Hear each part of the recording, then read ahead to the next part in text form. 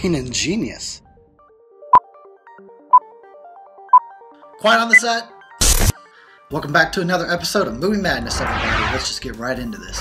Starting things out, I watched a documentary about the making of Jaws called The Shark Still Works. Yeah, I just stumbled across it. I think I actually seen a little article or something about it, and it intrigued me. So I found the movie, watched it, checked it out. It was really good, actually. You know, I enjoy Jaws. It's not my favorite movie, but I think it's really good movie, really well made and entertaining.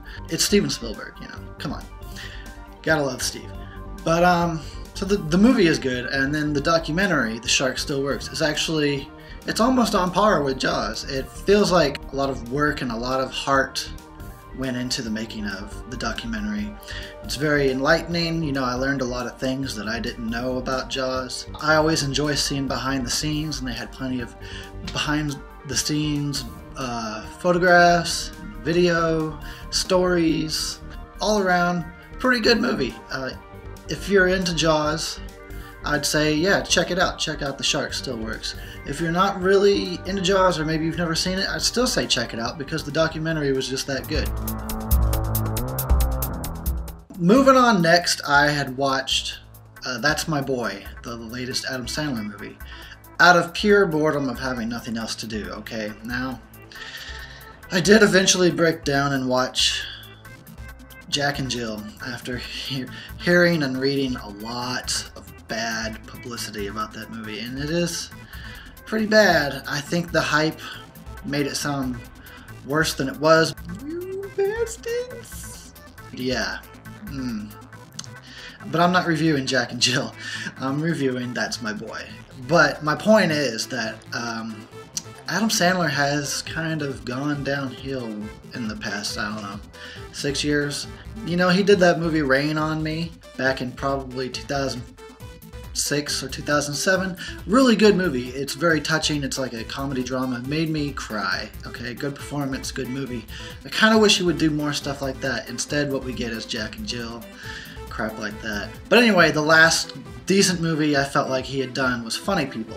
With all that said, I was going into this thinking, oh my god, why am I bothering with this movie? I pretty much, before going into it, just assumed it was going to be Jack and Jill Part 2. Turns out, it made me laugh. It was actually fairly funny. Now, is it perfect? Hells no. Hells no. But it is like, it does come off a lot like a more of an older school Adam Sandler movie, the way his stuff used to be. It gets lowbrow, but not as low as Jack and Jill.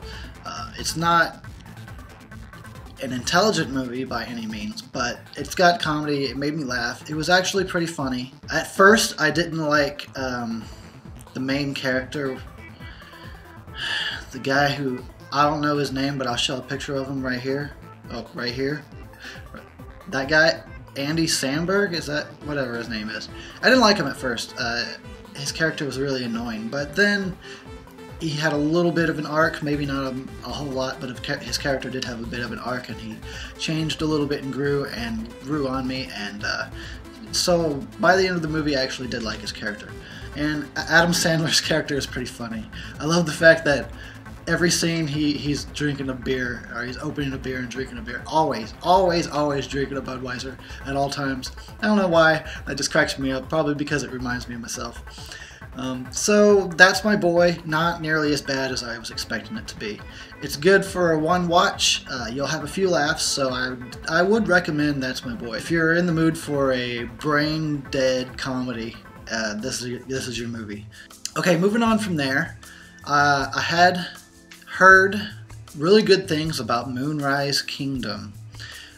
You know, when it first came out, first of all, it got great rave reviews. It's got Bill Murray in it. It's got freaking everybody in it, really. Is it Frances McDermott? I think she's in the movie. Sorry, sometimes I get my actresses mixed up. And it's got Bruce Willis in the movie. It's got all these great people. I was really excited, and then I watched the movie. I really did not enjoy Moonrise Kingdom. It was directed by Wes Anderson, and I like all the other movies he's done that I've seen. Rushmore, what the hell, The Royal Tenenbaums, The Life Aquatic. Sorry, Aquatic.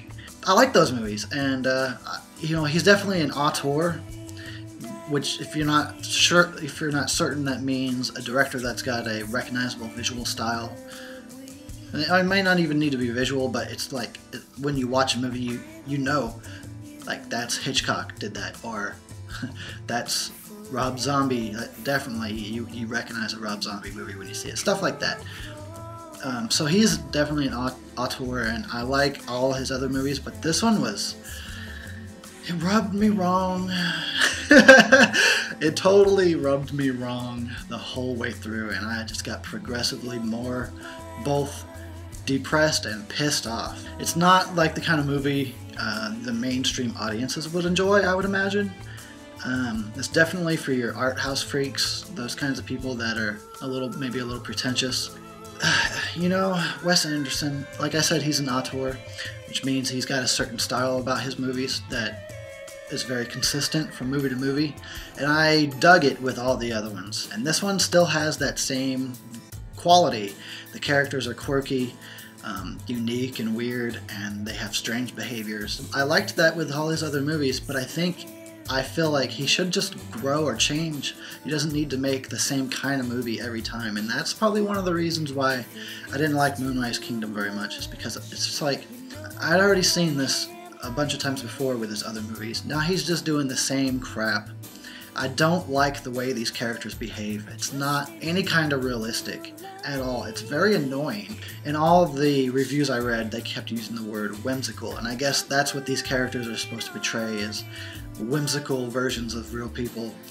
But it just came off as really, really bad acting. Like, if I had made this movie exactly the way it is, if I had made this movie, everybody would call it shit.